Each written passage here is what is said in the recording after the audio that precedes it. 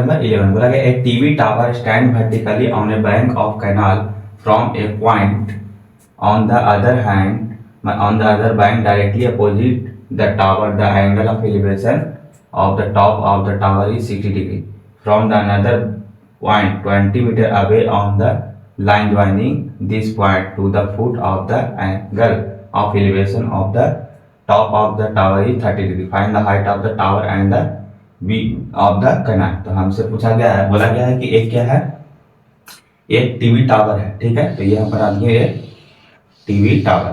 तो बोला गया है एक टीवी टावर है, कहाँ है, तो बैंक के किनारे, मतलब कि नदी के किनारे क्या है, एक टावर है, टीवी टावर, ठीक है।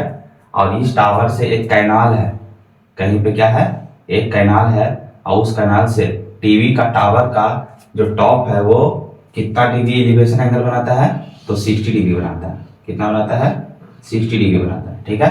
यानी ये टीवी का टावर का टॉप से एक कैनाल है, वहां पे ये 60 डिग्री का एंगल बनाता है। उसके बाद बोला गया है इसी पॉइंट से आगे 20 मीटर अगर बढ़ते हैं तब इसी पॉइंट पे एलिवेशन एंगल टावर के टॉप से 30 डिग्री बनाता है। कितना डिग्री बनाता है, 30 डिग्री बनाता है, ठीक है। यानी कि 20 मीटर यहाँ से इधर बढ़ने के बाद ये 20 डिग्री बढ़ने के बाद कितना बनाएगा, 30 डिग्री।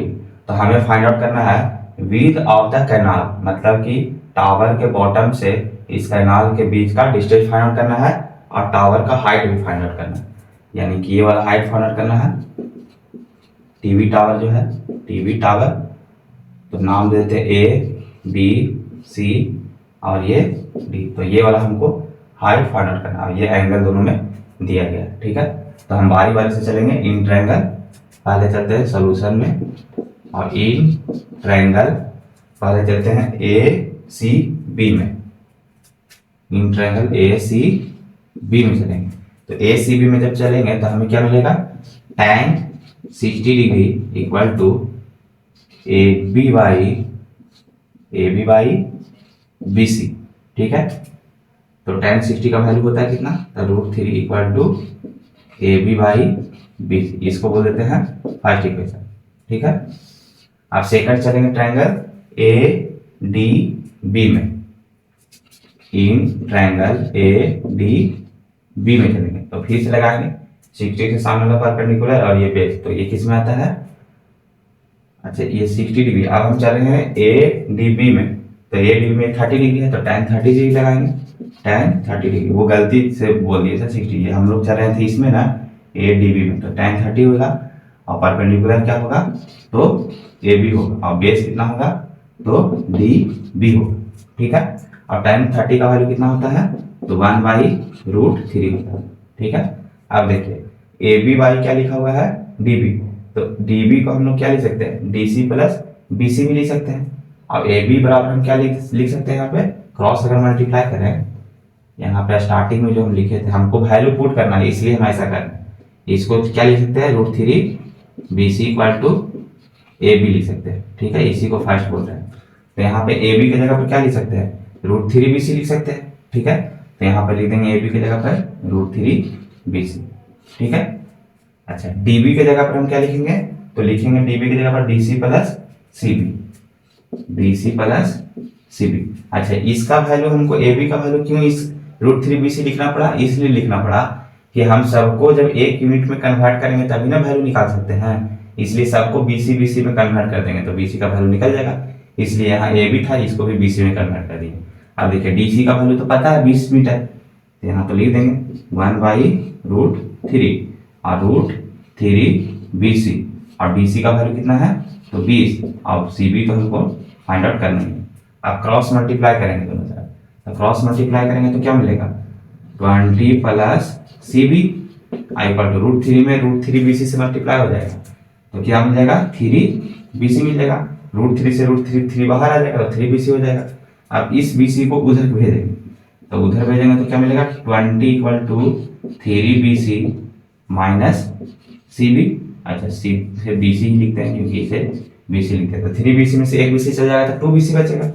तो बोल सकते हैं कि 20 इक्वल टू 2 बी सी, तो 2 से कट भी जाएगा 10 टाइम्स, तो क्या मिल जाएगा, B C equal to 10 metre मिल जाएगा, ठीक है।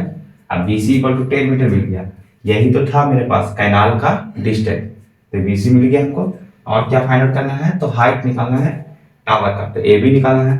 तो इक्वेशन फर्स्ट में पुट कर देंगे BC का वैल्यू, तो AB निकल जाएगा। तो यहाँ पर हम लिख सकते हैं डिस्टेंस, फाइंड आउट क्या करना था, विड्थ ऑफ द कैनाल, तो यहाँ लिख देंगे width of the canal, width of the canal कितना लेकर आए हैं, तो आए हैं 10 मीटर, तो यहाँ लिख देंगे 10 मीटर। ठीक है, अब हम लोग को फाइंड आउट करना है इक्वेशन फर्स्ट से, तो लिखेंगे √3BC इक्वल टू AB। अब यहाँ पे हम लिख दे रहे हैं, ठीक है, यहाँ पे ऐसा करते हैं कि इधर नहीं लिखते हैं, यहाँ लिख देते हैं बाई इक्वेशन फर्स्ट। तो क्या लिखेंगे, AB equal to √3BC, AB equal to √3BC। ठीक है, √3 और BC का वैल्यू कितना है 10 आया है, तो 10 लिख देंगे। तो यहाँ कितना होगा 10 इक्वल टू क्या होगा 10√3 मीटर। AB इक्वल टू कितना आ गया 10√3 मीटर, और यही क्या है हाइट ऑफ टावर। यहाँ पे लिख सकते हैं हेंस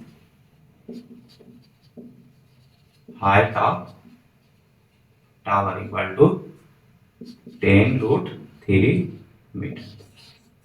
ठीक है, तो ये हो गया मेरा क्वेश्चन नंबर 11 कंप्लीट। ठीक है, अब हम लोग देखेंगे क्वेश्चन नंबर 12।